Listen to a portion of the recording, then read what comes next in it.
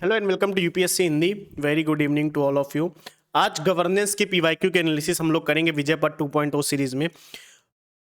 कई बच्चों के इस तरीके से डाउट्स भी समझ में आ जाते हैं देख के। देखो, समझना जरूरी है कि पीवाईक्यू एनालिसिस हमारे लिए कितनी इंपॉर्टेंट है, क्या क्वेश्चंस रिपीट होते हैं, क्या थीम्स रिपीट होते हैं, क्या सेक्शंस पे जो टेम्पलेट मैं आपको देता हूं क्या उनके बेस पे आप सवाल आसानी से लिख पाते हो। बहुत सारे डाउट्स हैं, लेकिन उनके बेस पे मैं आपको एक चीज यहां पे आज क्लियर करूंगा कि पीवाईक्यू एक ऐसा रोल प्ले करते हैं कि अगर आप इस बेसिस पे काम करते हो कि मैं टॉपिक देखूंगा फिर ये देखूंगा क्या उस टॉपिक पे पीवाईक्यू आया है, ये अप्रोच सही नहीं है। बल्कि आपकी अप्रोच ये होनी चाहिए कि आपने क्या किया, आपने पहले पीवाईक्यू देखा, पीवाईक्यू देखने के बाद आपने देखा कि ये एक टॉपिक है पीवाईक्यू में जो पूछा गया है।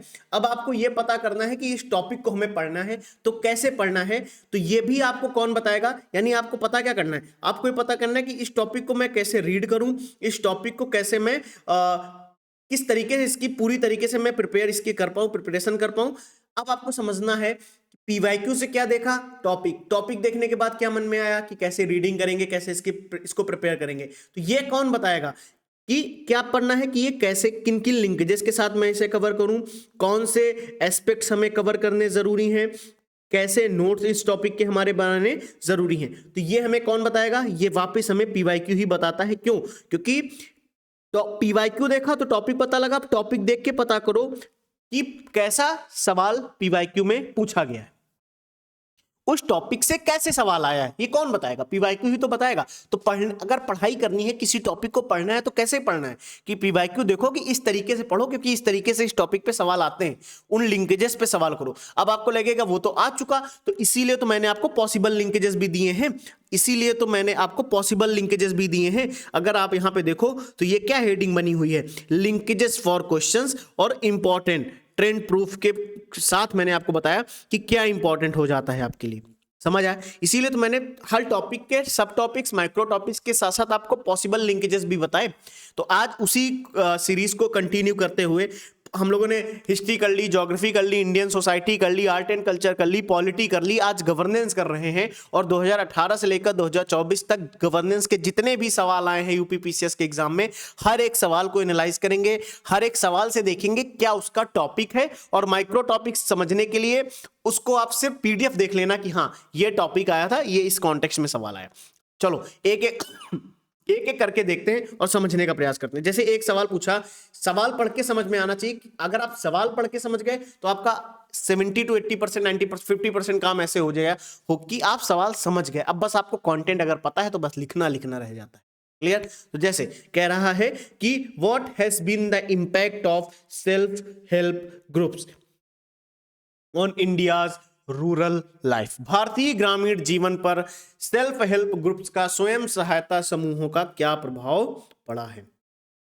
एसएचजी पे सवाल आया और इस सवाल को लिंक किससे किया गया अगर मैं कहूं तो इस सेक्शन जरा आप एक बार देख लीजिएगा, मैं इधर ही आपको बताते हुए चलता हूं। इसको लिंक किससे किया गया, इसको लिंक बना दिया गया सीधे सीधे, एक बढ़िया सा लिंक बना के सवाल बनाया रूरल डेवलपमेंट से। इस पे सवाल पूछा कि इसने सवाल बना दिया रूरल लाइफ पे। ठीक है, फिर उसके बाद हमारा सवाल कह रहा है, एक शॉर्ट नोट बना के आपसे उसने सवाल पूछा कि इंडियन डायस्पोरा का कंट्रीब्यूशन क्या है हमारे इकोनॉमिक स्ट्रक्चर पे। इंडियन डायस्पोरा का क्या जो भारतीय प्रवासी हैं उनका क्या योगदान है हमारे आर्थिक ढांचे में। एक लिंक जैसे बनाया। इसी में आप ध्यान से भी अगर आप देखो तो सेक्शन क्या निकल के आया भाई साहब, section civil society, media, pressure groups और क्या रोल है इंडियन डायस्पोरा का। और उसके अगर हम सब टॉपिक्स की बात करें तो knowledge, technology transfer, remittance, investment, soft power, policy advocacy, diaspora institutions, ये उसके कुछ इंपॉर्टेंट माइक्रो टॉपिक्स एंड सब टॉपिक्स है जो आपको पढ़ने हैं, जिन पे आपको नोट्स तैयार करने हैं, 2-2, 3-3, 4-4 पॉइंट्स रेडी रखने हैं। ये है माइक्रो टॉपिक्स। अब अगर मैं इनके पॉसिबल लिंकेजेस बताऊं कि आज तो इंडियन डायस्पोरा पे सवाल पूछ लिया है इकोनॉमिक स्ट्रक्चर को लेकर, कल को सवाल वो पॉलिटिकल स्ट्रक्चर को लेकर पूछ सकता है, कल को वो कहीं ना कहीं रिलीजियस कॉन्टेक्स्ट में सवाल बना के पूछ सकता है। वो एग्जामिनर के ऊपर है, उस पर मत जाओ। लेकिन अपने पॉइंट ऑफ व्यू से जब मैं तैयारी करने बैठूं तो हमें यह पता होना चाहिए कि आज तो सवाल इंडियन डायस्पोरा पे इकोनॉमिक स्ट्रक्चर पे आया, तो भाई साहब ये तो पीसीएस है, कल को भी इकोनॉमिक स्ट्रक्चर पे पूछ सकता है। लेकिन अगर कल वो इकोनॉमिक स्ट्रक्चर पे सवाल नहीं पूछ पूछता है तो हमारे लिए ये तैयारी होनी चाहिए कि हम इकोनॉमिक स्ट्रक्चर के साथ साथ कहीं ना कहीं पॉलिटिकल भी तैयार रखें, कल्चरल कॉन्टेक्स्ट भी तैयार रखें कि भारतीय प्रवासी किस तरीके से भारत की कला एवं भारत की संस्कृति से प्रभावित होते हैं, उसको प्रभावित कैसे करते हैं, इस कॉन्टेक्स्ट में भी हमारी तैयारी होनी चाहिए। ठीक है, इसलिए मैं कह रहा हूं कि पॉसिबल लिंकेजेस अपने पास रखो। अब भाई साहब, एक गवर्नेंस का सवाल था, इस वजह से ये आपको इस कॉन्टेक्स्ट में दिख गया कि इकोनॉमिक स्ट्रक्चर बना लिया, कल को वो किसी और कॉन्टेक्स्ट में सवाल बना सकता है, राइट। चलो आगे देखते हैं। जैसे एक कॉन्टेक्स्ट में सवाल आप देखो, कह रहा है नीति आयोग के गठन के कारण बताओ, उद्देश्य बताओ और उसके जो कार्य है उसका वर्णन कर दीजिए, और हाल में हुए पुनर्गठन का विवरण भी देना है। यानी इस कॉन्टेक्स्ट में उसने सवाल पूछा कि कारण, उद्देश्य, कार्य, वर्णन और पुनर्गठन सभी एक्सपेक्ट में सवाल बना के पूछ दिया। पढ़ा होता कर ले जाते। फिर ई गवर्नेंस पे सवाल आया कि ई गवर्नेंस क्या है भैया, पहले ये बताओ और इसकी विशेषताएं भी बता दो, लाभ भी बता दो, चैलेंजेस भी बता दो। सिंपल सवाल। ई गवर्नेंस पढ़ा है तो भाई साहब बताओ क्या है, इसकी विशेषताएं बता दो, इसके बेनिफिट्स बता दो, इसके चैलेंजेस बता दो। सिंपल सवाल, कोई लिंकेजेस नहीं, सीधा सवाल, सीधा वन लाइन का सवाल है, बढ़िया से लिख के आओगे। यानी आपको पता है कि क्वेश्चन समझ गए तो इंट्रो में आपने ई गवर्नेंस के बारे में बताया, मेन बॉडी में बताना शुरू किया, उसकी विशेषताएं बताई, बेनिफिट्स बताए, चैलेंजेस बताए और वे फॉर्म में सॉल्यूशन देके आंसर को कंप्लीट कर दिया। अगर आपको चैलेंजेस की एक अलग सेक्शन, आपको पॉइंट ज्यादा याद है, चैलेंजेस का एक अच्छा सा पॉइंट बनाओ, 3-4 पॉइंट्स लिखो, आगे बढ़ जाओ। 2 पेज 2.5 पेज आराम से भरेंगे, 12 नंबर का सवाल। आगे देखो, कह रहा है analyse the challenges brought by the 2019 amendments of the RTI act. सूचना के अधिकार और आतंक विरोधी कानूनों में किए गए संशोधनों के परिणाम स्वरूप परिवर्तनों का विश्लेषण कीजिए। चैलेंजेस पे सवाल आया, कहीं ना कहीं जो चेंजेस हुए हैं उनके कॉन्टेक्स्ट में सवाल पूछा। एक सवाल कह रहा है, अब देखो ये टॉपिक्स आपके सामने इधर लिखे हैं, यानी ट्रांसपेरेंसी, अकाउंटेबिलिटी पे सवाल है।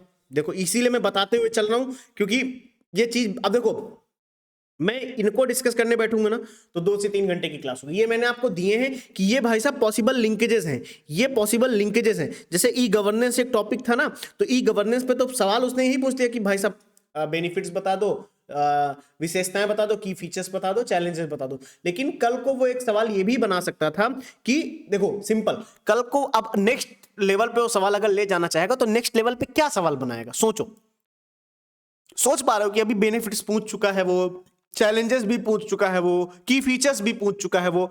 कल को वो कॉमन सेंस है कि ई गवर्नेंस किस प्रकार से हमारे गवर्नेंस सिस्टम को इंप्रूव कर रहा है, या ई गवर्नेंस जब गवर्नेंस सिस्टम को, हमारे शासन व्यवस्था को सुचारू रूप से और तेजी उसमें ला रहा है, तो उसमें उस तेजी लाने में कौन कौन से चैलेंजेस को फेस कर रहा है, क्या टेक्निकल इश्यूज निकल के आ रहे हैं, या लोग ब्यूरोक्रेसी किस प्रकार से ई गवर्नेंस को अडॉप्ट करने में चैलेंजेस का सामना कर रही है, क्या चुनौतियों का सामना कर रही है, कैसे भी लिंकेजेस पे सवाल वो बना सकता है। थॉट प्रोसेस ओपन रखो केवल। मैं कह रहा हूं आप हर लिंकेजेस पे ना पढ़ के जा सकते हो, ना सर्च कर सकते हो, ना देख सकते हो, वो कोई भी पॉसिबल लिंकेजेस दे सकता है। लेकिन मैं कहता हूं ई गवर्नेंस टॉपिक सामने आया, पॉसिबल लिंकेज 2-3 याद रखो, उसी में सब कवर हो जाता है। इसीलिए मैंने आपको 2-3 पॉसिबल लिंकेजेस यहां पे भी दिए कि ई गवर्नेंस पे जैसे डिजिटल प्लेटफॉर्म के बारे में पढ़ लो, इंटीग्रेशन के बारे में 1-2 पॉइंट देख लो, री इंजीनियरिंग के बारे में 1-2 पॉइंट देख लो, इंक्लूजन और एक्सेस के बारे में 1 पॉइंट देख लो, साइबर सिक्योरिटी, डेटा प्रोटेक्शन। क्यों? ई गवर्नेंस है, गवर्नेंस का सारा डेटा आप ऑनलाइन कर दोगे तो कहीं ना कहीं खतरा किसका आएगा, साइबर सिक्योरिटी का खतरा आएगा कि नहीं आएगा, सोचो। साइबर सिक्योरिटी का एक थ्रेट तो है ही कहीं ना कहीं, तो उस थ्रेट को भी हमें काउंटर करना है, तो वह भी पढ़ लो थोड़ा सा, 2-4 पॉइंट उसके लिए रेडी रखो। अब सर्विस डिलीवरी जैसे कुछ पॉइंट्स अपने पास रेडी रखो।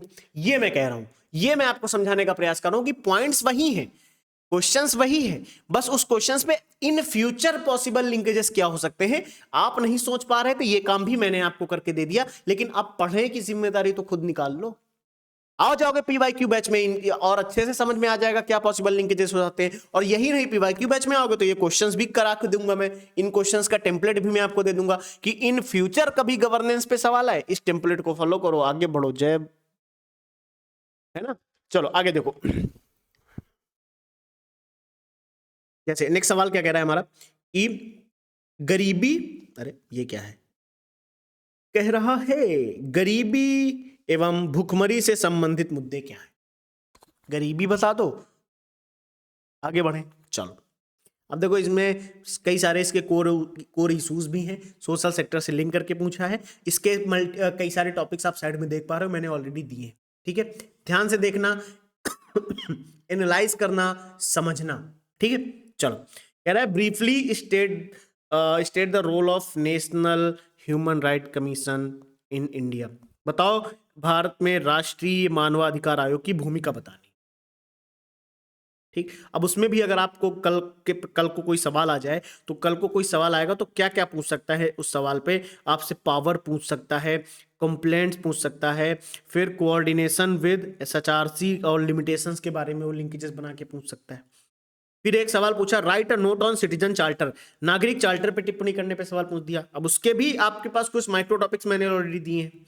फिर से सेल्फ हेल्प ग्रुप पे सवाल आया कि जो स्वयं सहायता समूह है उनकी चुनौतियां क्या हैं, उन्हें कैसे प्रभावी बनाया जा सकता है।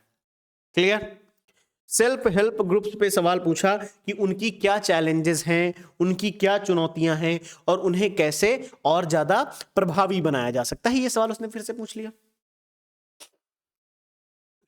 क्लियर वो पॉइंट? जैसे एक आगे क्या कह रहा है, what is mean by digital India, digital India क्या है और इसके पिलर्स बताओ और चैलेंजेस बताओ। अब जैसे आपने सेल्फ हेल्प ग्रुप्स के बारे में ही देखा तो उसके माइक्रो टॉपिक्स, डिजिटल इंडिया देख रहे हो तो उसके आपके माइक्रो टॉपिक्स, जैसे एक साइबर रिस्क एक माइक्रो टॉपिक्स कॉमन सेंस से समझ में आ रहा है, एक डिजिटल इंफ्रास्ट्रक्चर होना बहुत ज्यादा जरूरी है।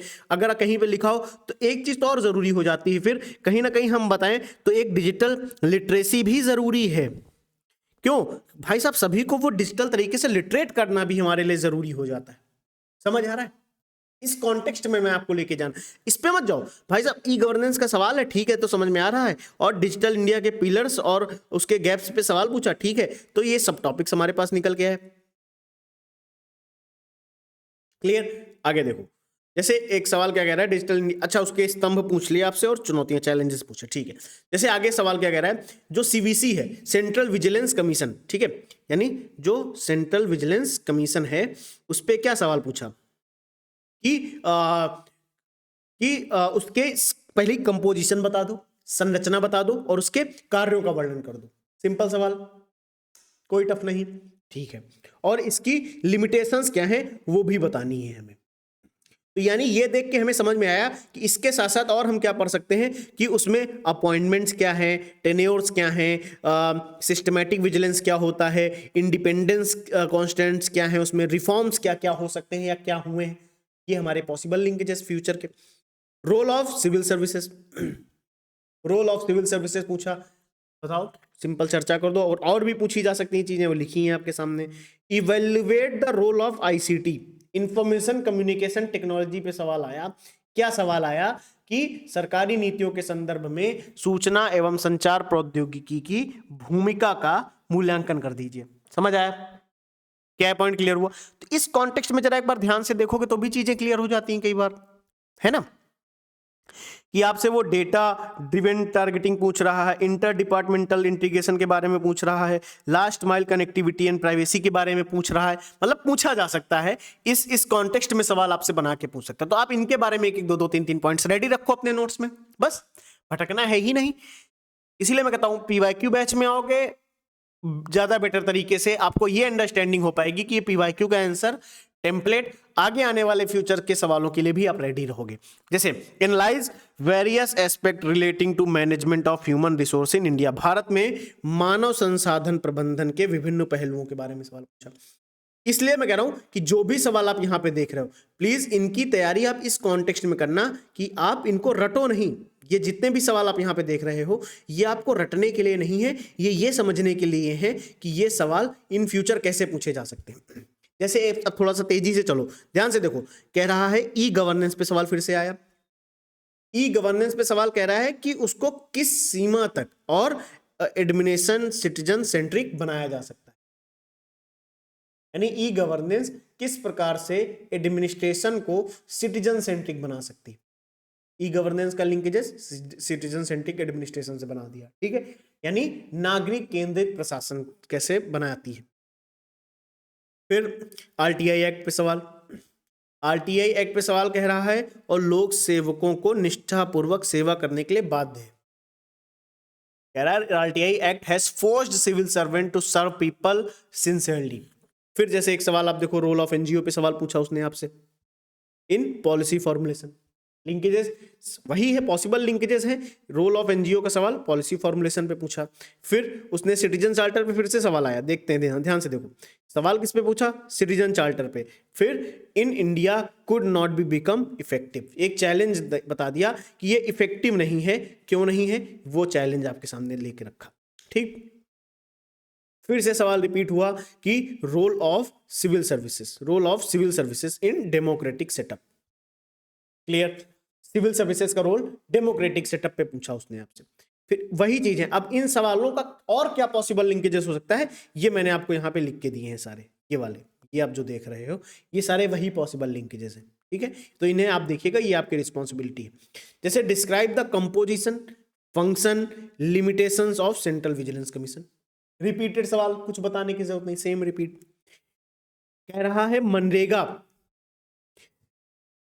गरीबों की गरीबी दूर करने के लिए सशक्त बनाता है, कैसे, टिप्पणी करिए। मनरेगा पे सवाल पूछ लिया उसने, सिंपल। अब मनरेगा के पॉसिबल लिंकेजेस क्या हो सकते हैं, देख लो।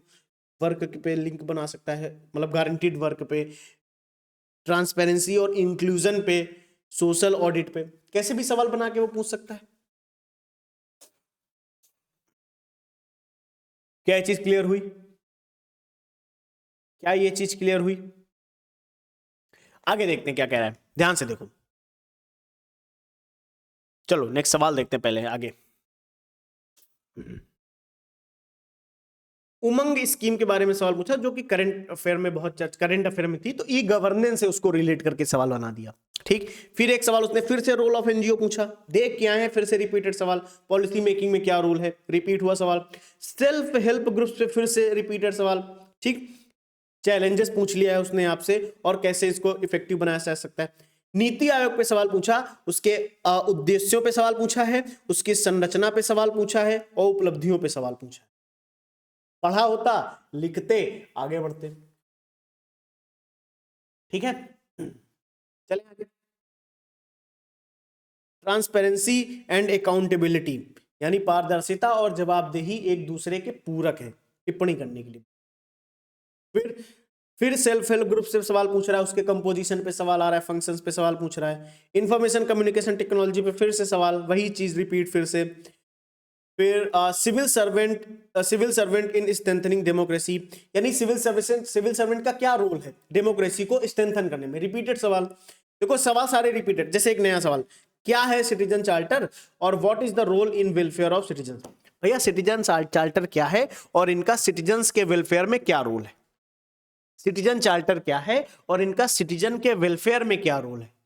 सिंपल सवाल था, अगर सिटीजन चार्टर के बारे में पढ़े होते तो ये सारी चीजें क्लियर होती है भी आपको। क्या चीज समझ आई आपको? चलो आगे मैं आपको एक चीज दिखाता हूं, अब यहां से ध्यान से देखते हैं। क्या है, right the role of NITI Aayog in India's development. तो भाई साहब नीति आयोग का इंडिया के डेवलपमेंट में क्या रोल है, रिपीटेड सवाल। फिर review the contribution of public distribution system in poverty alleviation. हाँ, पीडीएस का जो सार्वजनिक जो वितरण प्रणाली है, एक नया सवाल आपको देखने को मिला कि कह रहा है पीडीएस पब्लिक डिस्ट्रीब्यूशन सिस्टम किस प्रकार से पॉवर्टी को एलिवेट कर सकता है, गरीबी उन्मूलन के लिए कैसे जरूरी है, समीक्षा कीजिए। तो भाई साहब ये जो सवाल है ना, करंट से तो रिलेटेड था ही, इसके जो पॉसिबल लिंकेजेस हैं वो भी आपके सामने मैंने ऑलरेडी लिखे हुए हैं, इनको जरूर देखिएगा। इसीलिए मैंने क्वेश्चन देख के टॉपिक तो पता लगा, हाँ पीडीएस है, ठीक है। पीडीएस टॉपिक देखने के बाद आपको ये भी पता लगना चाहिए क्या पॉसिबल लिंकेजेस हो सकते हैं। तो भाई साहब ये है पॉसिबल लिंकेजेस जो आपके सामने यहाँ पे प्रेजेंट किए गए हैं, जैसे ये वाले। ठीक, आगे क्या कह रहा है, फिर से भाई साहब सेल्फ हेल्प ग्रुप्स का सवाल आया और रूरल डेवलपमेंट से उसने लिंकेजेस बना दिया, रिपीटेड सवाल है, बार बार रिपीट हो रहा है। फिर से देखो रोल ऑफ सिविल सोसाइटी और एडमिनिस्ट्रेशन डेवलपमेंट। भाई साहब पहले सिविल सर्वेंट का रोल पूछते हो डेवलपमेंट पे, सिविल सोसाइटी का डेवलपमेंट पे रोल पूछते हो, रिपीटेड सवाल। We what challenges in the government facing in implementation welfare schemes for vulnerable sections। संवेदनशील वर्गों हेतु कल्याणकारी योजनाओं के क्रियान्वयन में सरकार को किन चुनौतियों का सामना करना पड़ा है। ठीक, रिपीटेड सवाल है, कहीं ना कहीं गवर्नमेंट की जो भी वेलफेयर स्कीम्स हैं उनको चलाने के लिए कौन कौन से चैलेंजेस आते हैं, कहीं ना कहीं स्कीम्स और उनके चैलेंजेस पे सवाल पूछा है। ठीक है। फिर न्यू इकोनॉमिक पॉलिसी को एक्सप्लेन करने के लिए बोल दिया, ठीक है। फिर इंडिया का progress hunger and poverty after 2014, यानी 2014 के बाद भारत की भूख और गरीबी पर प्रगति क्या है। तो यानी ये पीवाईक्यू देख के अगर हम देखें तो जो सिर्फ पॉलिटी गवर्नेंस में जो इंटरनेशनल पूरा सेंट्रल गवर्नेंस पे जो सवाल उसने पूछे, उस कॉन्टेक्स्ट में अगर आप ध्यान से भी देखो तो मैंने हर एक टॉपिक पे आपको क्वेश्चंस का एक एक टॉपिक आपको बताया कि ये टॉपिक है क्या लिंकेजेस है, ये टॉपिक है क्या लिंकेजेस है, पॉसिबल लिंकेजेस भी मैंने आपको बताया। अब जैसे यहां पे भी आप देख लो, पहले आपको क्या पता लगा, मेजर टॉपिक, मेजर टॉपिक पता लगने के बाद उस टॉपिक के सब टॉपिक, फिर उस सब टॉपिक पता लगने के बाद उन सब टॉपिक्स के पॉसिबल लिंकेजेस क्या हो सकते हैं जिन पे इन फ्यूचर सवाल आ सकता है, या फिर ये वो इंपॉर्टेंट लिंकेजेस हैं जिन पे आपको एटलीस्ट तैयारी तो जरूर करनी है। बाकी तो टेस्ट सीरीज से पता लगता ही है लिंकेजेस क्यों इंपॉर्टेंट है, साथ में ये भी बताया क्योंकि क्यों बार बार चीजें रिपीट हो रही हैं इस वजह से, ठीक है। तो ये तो है। अब जैसे यहां पे आप यूपी के गवर्नेंस पे सवाल क्या पूछा, रोल ऑफ एनजीओ बता दो उत्तर प्रदेश के डेवलपमेंट पे, रिपीटेड सवाल है या नहीं। अभी रोल ऑफ एनजीओ पूछ रहा था इंडिया के डेवलपमेंट में, रोल ऑफ एनजीओ पूछ रहा है एडमिनिस्ट्रेशन के डेवलपमेंट में, कई सारे डेवलपमेंट एनजीओ का रोल पूछ रहा है। एनजीओ तो आप डिजास्टर मैनेजमेंट में भी देख रहे थे, एनजीओ का रोल आ रहा था बार बार, क्योंकि कम्युनिटी हमें सपोर्ट चाहिए था, वहां पे हम एनजीओ देख रहे थे। उसमें भी डीएमआईएस जैसी संस्थाएं आपस में कोऑर्डिनेशन और बेटर कर रही थी। जब हम लोग पीवाईक्यू बैच में पढ़ रहे थे, जो बच्चे पढ़े वो जानते हैं कि किस प्रकार से मैंने एनजीओ का रोल तो डिजास्टर मैनेजमेंट में भी दिखाया है आपको, वो तो यहाँ पे पॉलिटी गवर्नेंस में तो सब बच्चा पढ़ता है और पूछा है, एग्जाम में पूछा है। चलें आगे, चलो नेक्स्ट सवाल क्या कह रहा है, examine problems and reforms in administrative system of Uttar Pradesh. भाई साहब प्रॉब्लम्स कौन सी हैं, कह रहा है प्रॉब्लम्स बता दो और रिफॉर्म्स बता दो एडमिनिस्ट्रेटिव सिस्टम का, उत्तर प्रदेश में प्रशासनिक व्यवस्था की समस्याओं और सुधारों पर चर्चा कर दो, ठीक है। Challenges before revenue system of Uttar Pradesh, राजस्व प्रणाली के समक्ष प्रमुख चुनौतियां क्या हैं।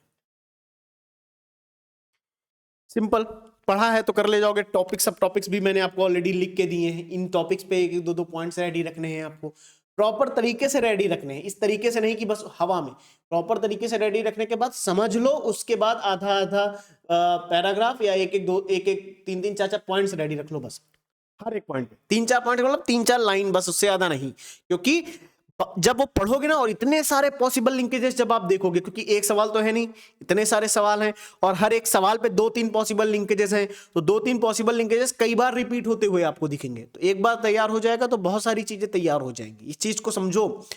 दो तीन पॉसिबल लिंकेजेस हर सवाल में करोगे, बहुत सारा कंटेंट भी होगा, एनालिसिस भी रहेगी आपके पास, प्रिपरेशन भी रहेगी और थिंकिंग प्रोसेस भी डेवलप रहेगा किसी भी आंसर को लिखने के लिए। क्लियर है, क्लियर है, क्लियर है।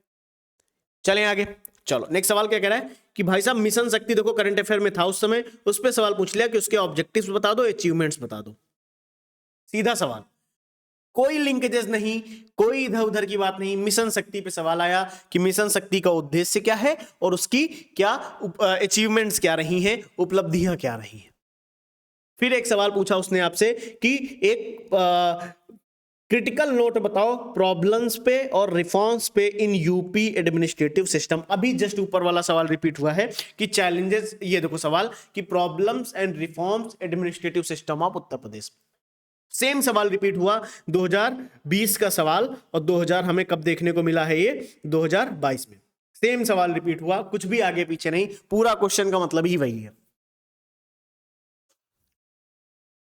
देख रहे हो कैसे सवाल रिपीट हो रहे हैं। तो मैं बार बार कहूंगा कि प्लीज इस कॉन्टेक्स्ट में जब भी तैयारी करने उतरो, पीवाईक्यू लेकर उतरो, पीवाईक्यू के टॉपिक लेकर बैठो, टॉपिक को देख के फिर पीवाईक्यू देखो कि क्या सवाल पूछा है, फिर वहां से उस टॉपिक की तैयारी करना शुरू करो। सबसे पहले पीवाईक्यू का कंटेंट, फिर उन टॉपिक्स के पॉसिबल लिंकेजेस का कंटेंट, फिर आती है अपनी स्टैंडर्ड बुक कि हम ये पढ़ लेंगे, वो पढ़ लेंगे, यहां भाग जाएंगे। अरे भाई साहब टॉपिक देख लो, पीवाईक्यू का कंटेंट अगर मिल जाए ना, टॉपिक मिल जाए, टॉपिक के माइक्रो लिंकेजेस भी कोई सामने वाला बैठा के आपको दिए दे रहा है, तो बहुत सरल काम हो गया कि वो टॉपिक के माइक्रो टॉपिक्स डालो यूट्यूब पे, डाउनलोड चैट जीपीटी में, गूगल में सारा कंटेंट आपके सामने निकल जाएगा। ये मेहनत नहीं करनी, सिर्फ पीवाईक्यू को कंटेंट चाहिए, आओ पीवाईक्यू बैच में बहुत डीप में करा देते हैं, टेम्पलेट्स तक आपको बता देते हैं, सारी चीज कवर हो जाती है। ध्रुव में चलेगा तो पूरा सिलेबस ही कवर हो जाता है सिर्फ इन क्वेश्चंस के माध्यम से। ठीक है, चलो discuss aspects related to management of health services in UP. एक नया सवाल कि हेल्थ सर्विसेज पे सवाल पूछा मैनेजमेंट को लेकर। ठीक है, स्वास्थ्य सेवाओं के प्रबंधन के विभिन्न पहलुओं पर चर्चा करनी थी। तो ये सारे गवर्नेंस के टॉपिक्स मैंने आपको ऑलरेडी बता दिए हैं, गवर्नेंस के सारे सवाल मैंने आपके सामने रख दिए। यानी कल की क्लास में मैंने आपके साथ डिस्कस किया था पॉलिटी, फिर पॉलिटी के सारे सवाल भी देखे थे, पॉसिबल लिंकेजेस भी देखे थे, और लास्ट में मैंने आपको ये भी दिखाया था कि ये हमारे कुछ माइक्रो टॉपिक्स सब टॉपिक्स हैं जिन्हें आपको देखना था। फिर उसके बाद मैंने आपके सामने यही नहीं, आपको ये भी बता दिया था कि पीवाईक्यू बैच में किस प्रकार से मैं आपको टेम्पलेट्स दे रहा हूँ, उस पर एक बार अगर नजर आप मार लो कि हर एक क्वेश्चन के साथ, यानी हर एक नए सेक्शन पे मैं आपको एक नया टेम्पलेट देता हूँ, और इस टेम्पलेट के बेस पे आप सारे सवाल कर सकते हो। इस टेम्पलेट के ये तो जो मैंने क्लास में पढ़ाया है ये वो पीडीएफ है, हर एक टेम्पलेट के बेस पे आप सारे सवाल कर सकते हो। इस लेवल पे मैंने आपकी तैयारी कराई। ठीक है, चलो आगे देखते हैं हमारा नेक्स्ट क्या है।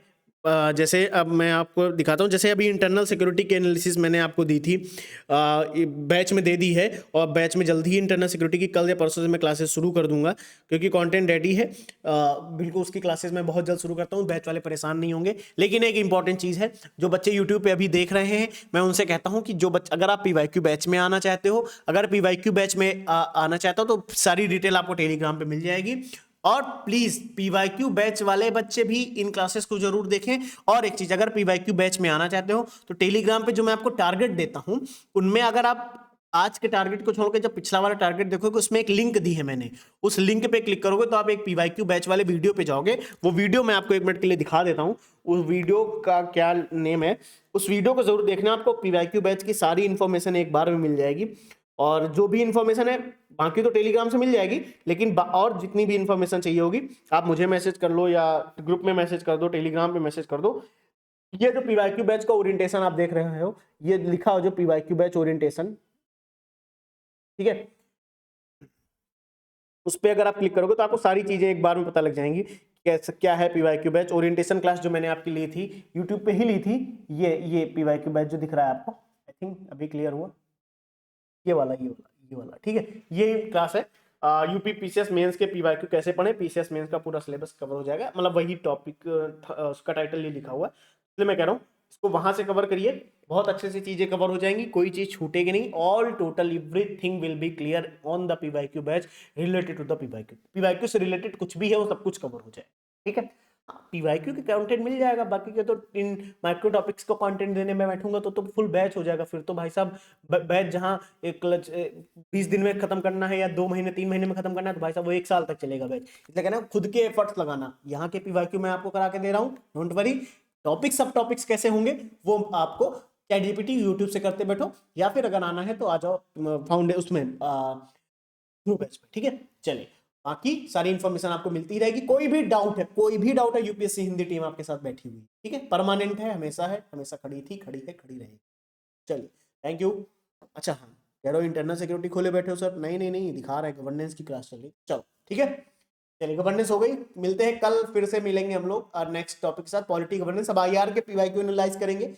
अगर आपको लग रहा है कि बहुत तेज मैं चल रहा हूं, तो भाई साहब ध्यान रखना 2026 में एग्जाम्स भी हैं आप सबके, तो जरा एक बार सब्जेक्ट काउंट कर लेना, GS1 में कितने हैं, GS2 में कितने हैं, GS3 में कितने हैं, GS4 भी है, और पीसीएस वाले GS5 6 भी है, यूपीएससी वाले ऑप्शनल भी है। तो भाई साहब जरा एक बार मन में लेके आ जाना कि GS1 में हमारे पास 4 सब्जेक्ट हैं, GS2 में हमारे पास 4 सब्जेक्ट हैं, GS3 में हमारे पास 6 सब्जेक्ट्स हैं, GS4 अलग ही सब्जेक्ट एथिक्स इंटीग्रिटी एप्टीट्यूड बना हुआ है, ऑप्शनल हमारे पास 2 होते हैं, एक ऑप्शनल के 2 पेपर होते हैं, और अगर जो कि पीसीएस दे रहा है तो उसके पास 5-6 भी है। और साथ ही साथ आपको कहीं ना कहीं हिंदी मीडियम वाले बच्चे जो हैं उनको इंग्लिश भी तैयार रखनी पड़ती है कि भाई साहब जो कंपलसरी पेपर है इंग्लिश का, कहीं उसमें ना लटक जाओ मेंस में।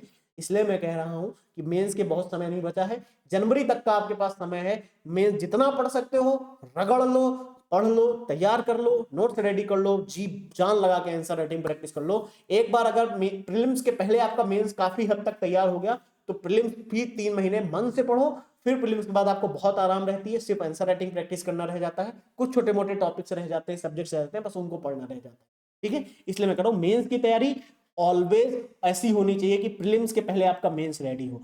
बहुत अच्छा ना रेडी हो तो एटलीस्ट मेंस के 3 से 4 पेपर तो रेडी होने ही चाहिए, और आंसर राइटिंग काफी हद तक 150 200 300 क्वेश्चंस प्रैक्टिस किए होने चाहिए, और वो शुरू के जो क्वेश्चंस प्रैक्टिस हो वो पीवाईक्यू होने चाहिए। इसीलिए पीवाईक्यू बैच स्टार्ट किया गया है। ये पीसीएस का पीवाईक्यू बैच है, इन फ्यूचर यूपीएससी का भी पीवाईक्यू बैच आएगा जिसमें 10 साल के पीवाईक्यू डिस्कस होंगे।